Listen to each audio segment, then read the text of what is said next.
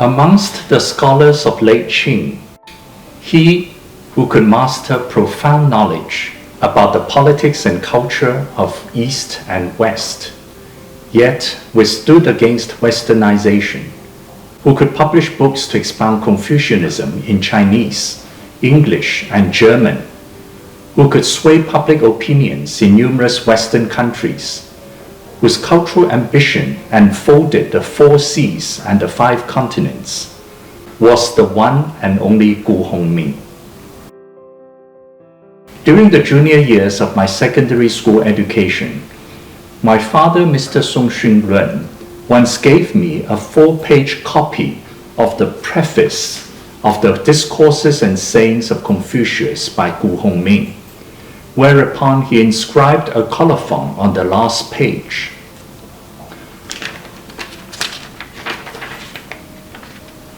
Although it was written with a pen, the Chinese characters appeared full-bodied and were attentively written. It was a piece of his handwriting when he was aged over 60, inscribed 40 and more years ago. It reads, Ku Hung-ming's preface of his English translation of the Analects.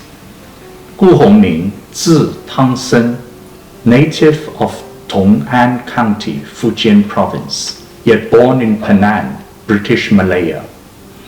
He was educated at the University of Edinburgh, attaining a Master of Arts degree, and then graduated from the Civil Engineering Faculty of the University of Leipzig, Germany. After he returned to China, he worked in the administration office of Zhang Zidong for 20 years.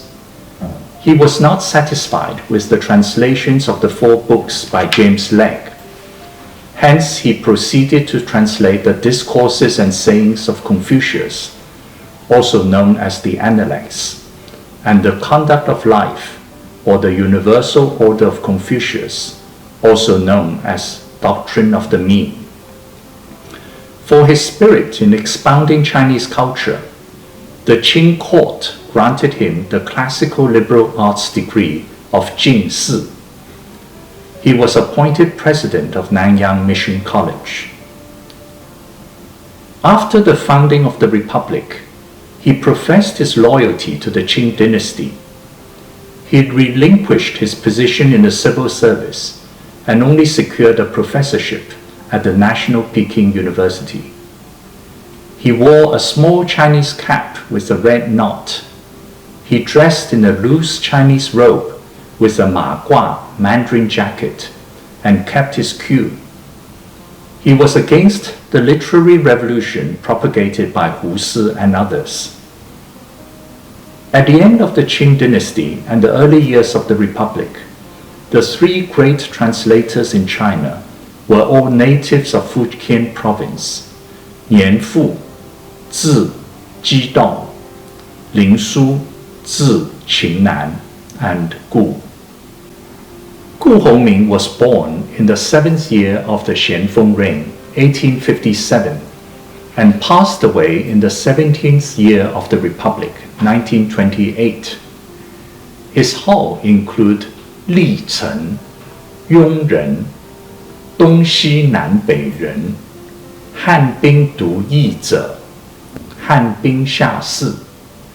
His studio name was Du Yi Cao Tang. In his youthful years, the English name he used was Kao Hong Bang or Kao Hong Bang. One is K-O-H and the other K-A-W. Phonetic representation of the Chinese characters in Fujian dialect. Later on, he used the name Ku Hung-ming. He was fluent in a number of languages: Malay, Tamil, English, German, French, Latin, while he also had some knowledge of Greek and Italian. In the draft history of Qing, the official posting of Ku were chronicled. He was Deputy Director of the Provincial Bureau of Foreign Affairs, then raised to Director, and then promoted to Left Assistant Administrator. Deputy Director was a sinecure official posting. It belonged to the lower fifth rank within 9 ranks or ping. He then rose to the position of director, which belonged to the principal fifth rank. He was eventually promoted to left assistant administrator. There were 2 assistants, the right and the left, under minister or vice minister. They were equivalent to the position of secretary. This was the reason Ku Hung-ming translated his official title as Secretary Interpreter to His Excellency Zhang Zidong, Viceroy of Huguang. Huguang means Hunan and Hubei provinces. Ku Hung-ming wrote 2 books in Chinese, 张文相幕府纪文, Recollections from the Administration Office of Zhang Wenxian, published in the 2nd year of the Chih-tung reign, 1910, and 读意草堂文稿, Drafts from 读意草堂, published in the 4th year of the Republic, 1915. He wrote 3 books in English, Papers from a Viceroy's Yamen, a Chinese plea for the cause of good government and true civilization, published in the 27th year of the Guangxu reign, 1901.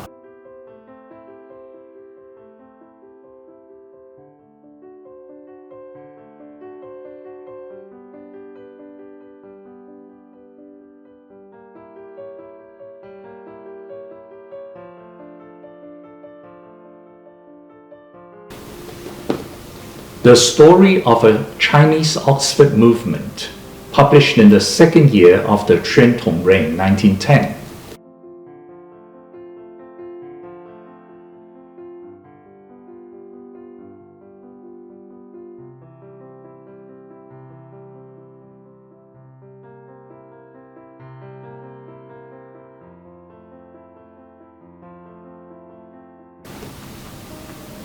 And The Spirit of the Chinese People, published in the 4th year of the Republic, 1915.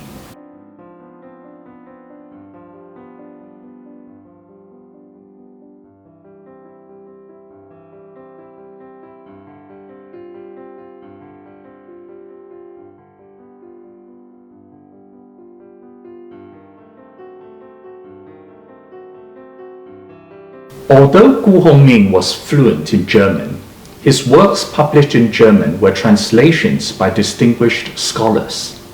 The Spirit of the Chinese People was translated into Der Geist des chinesischen Volkes und der Ausweg aus dem Krieg by Oscar A.H. Smith, published in the 5th year of the Republic, 1916. Chinas Verteidigung gegen europäische Ideen kritische Aufsatz was translated by Richard Wilhelm and compiled by Alphonse Paquet, published in the 6th year of the Republic, 1917.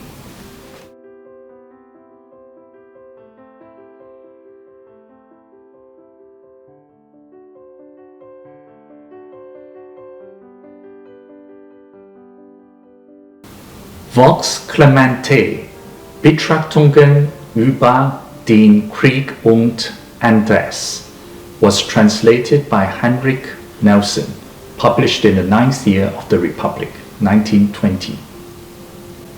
Ku Hung-ming translated the following works from Chinese to English: The Discourses and Sayings of Confucius, a new practical translation, illustrated with quotations from Goethe and other writers, published in the 24th year of the Guangxu reign, and The Conduct of Life, or the Universal Order, published in the 32nd year of the Guangxu reign, 1906.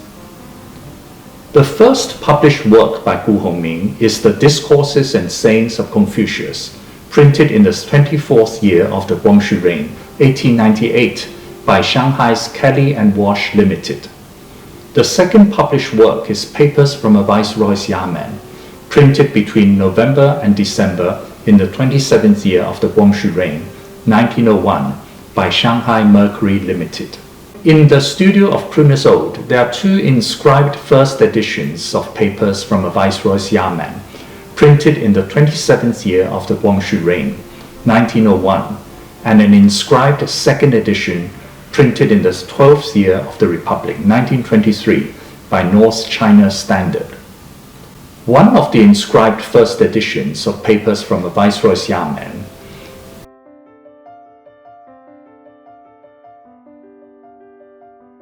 has an inscription in pencil.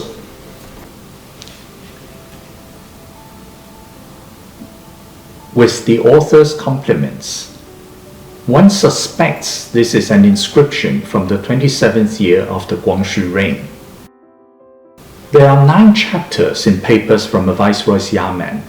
They are actually a compilation of 9 separate articles published in a number of newspapers. The first chapter, Moriamo pro rege regina, a statement of the true feelings of the Chinese people towards the person and authority of Her Imperial Majesty, the Empress Dowager, was first published between January and February 1901 in Japan Mail of Yokohama. At that time, the 8-nation alliance had already occupied Peking. The second chapter, Defensio Populi Populos, or the modern missionaries considered in relation to the recent riots, was first published in the 17th year of the Guangxu reign, 1891, in Shanghai. At the time, the expectant circuit appointee of Shanxi province, Zhou Zhenhan, had been distributing large quantities of illustrated books against Christianity. Anti-Western sentiment was rampant along the banks of Yangtze Jiang. The third chapter, For the Cause of Good Government in China, Practical Conclusions, was first published in the 27th year of the Guangxu reign, 1901, in Japan Mail. The fourth chapter, Latter-day Notes on the Chinese Question, number 1, was first published on 22nd December 1900 in Japan Mail. The fifth chapter, Latter-day Notes on the Chinese Question, number 2, was first published on 5th January 1901 in Japan Mail. The sixth chapter, Latter-day Notes on the Chinese Question, number 3, was first published on 12th January 1901 in Japan Mail. The seventh chapter, Latter-day Notes on the Chinese Question, number 4, was first published on 16th March 1901 in Japan Mail. The eighth chapter, Latter-day Notes on the Chinese Question, number 5, was first published on 25th May 1901 in Japan Mail.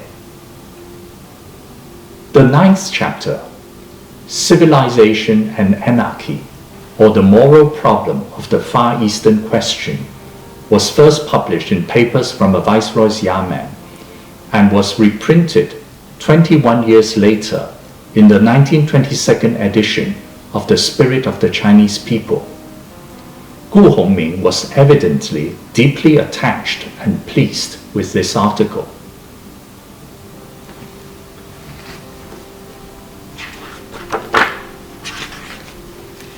Behind the title page, there is a poem in Memoriam Hermann Butler, 1846 to 1893, the German consul in Canton. At the end of the poem, Ku wrote in a footnote, "This poem was written and published at the time of Mr. Butler's death, who shot himself at Canton in 1893. In late Qing, there was no shortage of Western sympathizers of China's political predicament. Those who were resolute professed conspicuous stances against Western religious activities and military encroachments, such as Reginald F. Johnston, the British tutor to the last emperor, Herman Butler, the German consul, and others. It was known that Butler detested missionaries and Christmas festivity. He was particularly enthralled by the ideal of a just and communal world. During his 17 years in China, he was hampered by numerous diplomatic postings in which he was stifled and demoralized. By the time he abruptly took his own life, his torment and remorse must have been unbearable. It is indeed heart-rending. Ku Hung-ming placed this poem at the front of the book, surely to mourn his close friend, but also to broach the principles of Western morality that was represented by Butler as an admonition to the world. In the mind of Ku Hung-ming, the true principles of Western morality, the doctrines of Confucianism, were two separate paths to the same end. That the works of Ku Hung-ming were appreciated by Americans and Europeans, especially sought after in Germany, and influential in public opinions, but because he used Western cultural perspectives to explain Chinese culture. Earlier writers did not attain this level of sophistication. A number of eminent men in China and abroad admired Ku Hung-ming and wrote about him. Some of them are W. Somerset Maugham, 1874 to 1965, English writer, depicted Ku as the philosopher in On a Chinese Screen, published in 1922. Count Hermann von Keyserlingk, 1880 to 1946, German philosopher, depicted Ku in The Travel Diary of a Philosopher, published in 1925. Oscar A. H. Smith, 1873 to 1931, German writer, translated The Spirit of the Chinese People into German and wrote the Preface, published in 1916. Leo Tolstoy, 1828 to 1910, Russian writer, received papers from a Viceroy's Yamen from Ku in 1906 and replied with Letter to a Chinese Gentleman, translated into English and published in 1907. Tolstoy regarded this as one of his most important writings. Frank Lloyd Wright, 1867 to 1959, American architect, depicted Ku in an autobiography published in 1932. Akutagawa Bronowski, 1892 to 1927, Japanese writer, depicted Ku in Travels in China, published after a trip to China in 1921. Luo Zhenyu, Chinese scholar, wrote 外务部左丞顾君传, biography of Mr. Ku, left assistant administrator of the Provincial Bureau of Foreign Affairs. No other Chinese literary figure at that time could solicit the high esteem abroad enjoyed by Ku Hung-ming.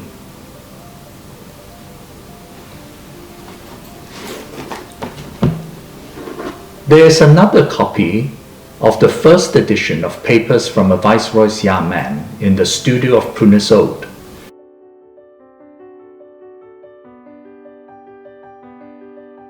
It was inscribed by Ku Hung-ming's elder brother, Cao Hong-tak, to the Chinese minister to Britain, Luo Fenglu. The inscription reads, presented to Sir Ji-chen Luo Fenglu by Cao Hong-tak, 9th July 1902. Cao Hong-tak was born in 1843, elder brother of Ku Hung-ming. Hong-tak was 14 years his senior, and Hong-ming looked up upon him like son to father.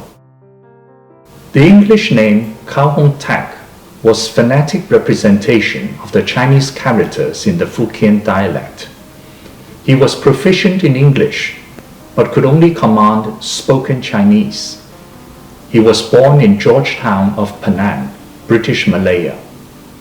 Around 1864, he left for Fukien and started a trading company named Kao Hong Tack and Company. In 1886, he was appointed Justice of the Peace by the British government. Biographical material claims that Kao Hong Tack passed away in 1901. According to the inscription date of 9th July 1902 in this book, 1901 is clearly not the year of his death. Kao Hong Tack might have passed away in the later half of 1902. If not, his year of death would likely be quite near. This book is a gift to the Chinese minister in Britain, Luo Fenglu, 1850 to 1903. His zi was Chih-tung, native of Mingxian, Fukien province. In the 11th year of the Tongzhi reign, 1872, he graduated from Fukien Shipping and Polity School. In the 3rd year of the Guangxu reign, 1877, he enrolled at King's College London. In the following year, he was appointed interpreter with the British and German embassies. He returned to China in the 6th year of the Guangxu reign, 1880. In the 8th year of the Guangxu reign, 1882, he was English secretary to Li Hongzhang and was appointed director of the Dagu Naval Dockyard in Tianjin. In the 11th year of the Guangxu reign, 1885, he was deputy director of Tianjin Naval College. In the 22nd year of the Guangxu reign, 1896, he accompanied Li Hongzhang on a European tour. On arrival in England, he received the honorific title of Sir from the British government. He was also promoted to Chief Minister of the Imperial Stud and Minister to 3 countries, Britain, Italy, and Belgium. In the 27th year of the Guangxu reign, 1901, he was appointed minister to Russia. He was already ill and could not take up the posting, and died in London on 12th June 1903. Papers from a Viceroy's Yamen was first published at the end of 1901. Half a year later, on 9th July 1902, Kao Hong Tack sent this book by his brother from afar to the Chinese minister in Britain, Luo Fenglu. The deep bond between the brothers is apparent. At the time, Kao Hong Tack and Luo Fenglu were already in their twilight years. Kao probably lived for another few months, and Luo lived for 12 more months. This inscribed book is a precious document. The 3rd copy of Papers from Viceroy's Yamen in the studio of Prunus Ode is a later edition, printed in the 12th year of the Republic, 1923.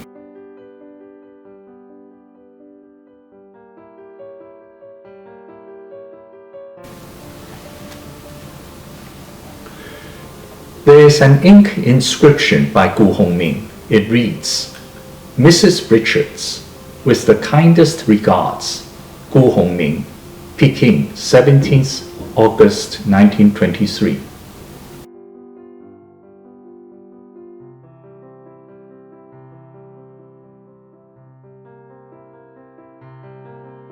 By 1923, the emperor had already abdicated for 12 years.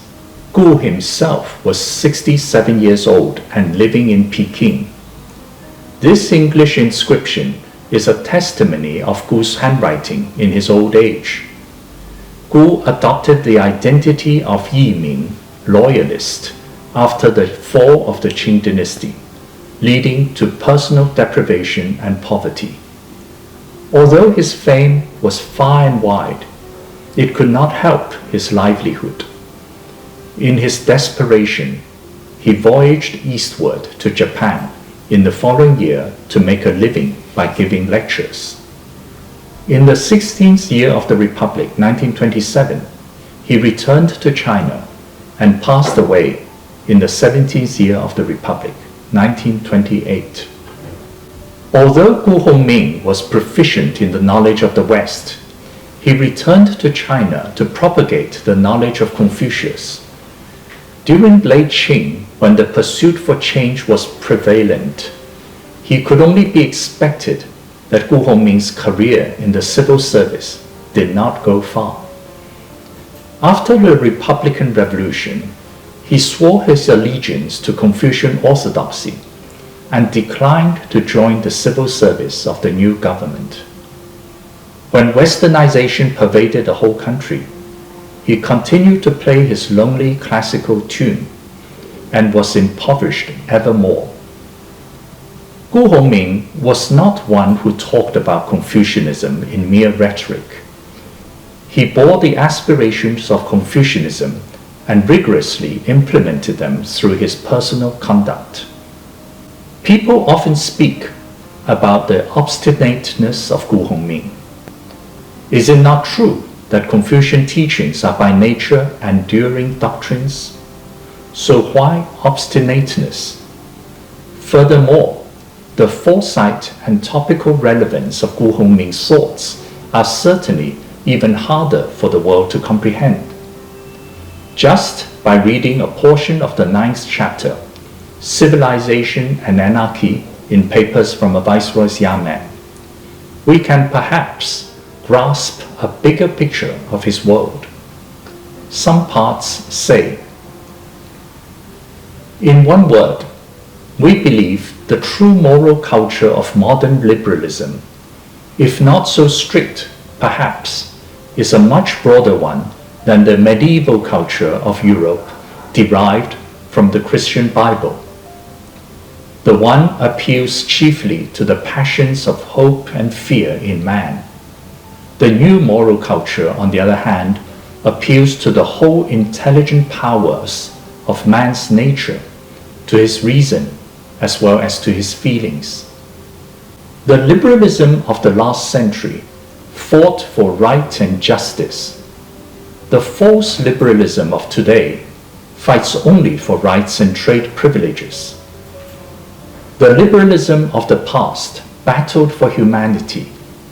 The false liberalism of today only tries to further the vested interests of capitalists and financiers. Under the new civilization, freedom for the educated man will not mean liberty to do what he likes, but liberty to do what is right. In all matters in the conduct of life, he makes the rule not of authority from without, but of reason and conscience from within his one rule to follow. He can live without rulers, but he does not live without laws. Therefore, the Chinese call an educated gentleman a Junzi. Jun is the same word as German König or king, a kinglet or a little king of men. These words by Ku Hung-ming over 120 years ago can still serve as our constant admonitions, like twilight drum and morning gong. Between the 8th year and the 9th year of the Republic, 1919 to 1920, the British writer Somerset Maugham visited Ku Hung-ming at his residence in Peking. There is a vivid description in his book On a Chinese Screen. I passed through a shabby yard and was led into a long, low room, sparsely furnished with an American roll-top desk, a couple of black wood chairs, and two little Chinese tables. Against the walls were shelves on which were a great number of books. Most of them, of course, were Chinese, but there were many philosophical and scientific works in English, French, and German, and there were hundreds of unbound copies of learned reviews. Where books did not take up the wall space, hung scrolls on which in various calligraphies were written, I suppose, Confucian quotations. There was no carpet on the floor. It was a cold, bare, and comfortless chamber. its somberness was relieved only by a yellow chrysanthemum which stood by itself on the desk in a long vase. Such vista and such empathy, one can almost sense the lingering fragrance of the yellow chrysanthemum in the air. Somerset Maugham also recounted Ku's words. "You see that I wear a Ku," he said, taking it in his hands. "It is a symbol. I am the last representative of the old China." This China that Ku Hung-ming yearned for, a land where compassion and justice can flourish, a land where the virtuous and the sages can roam. Is it not the same China we all wish for?